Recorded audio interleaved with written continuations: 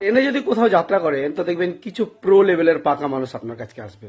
শুধু pro level না, এটা হচ্ছে আল্ট্রা লেভেলের পাকা।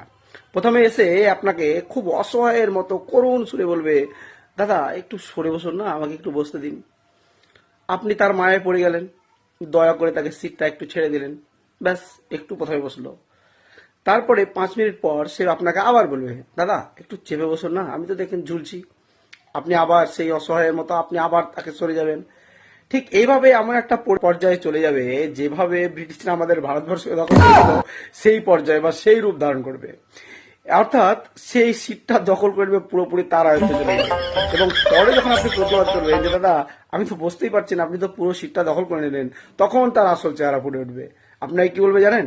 বলবে আপনি যদি বসতে না পারছেন আপনি উঠে যান, অসুবিধা কোথায়? আপনার অসুবিধা হচ্ছে আপনি চলে যান, আমি তো ঠিক বসে আছি। তো কিছু কিছু প্রো লেভেলের বা আল্ট্রা লেভেলের পাকা মানুষ থাকে, এদের থেকে কিন্তু খুব সাবধান। ভিডিওটা ভালো লাগলে অবশ্যই লাইক শেয়ার করে দাও।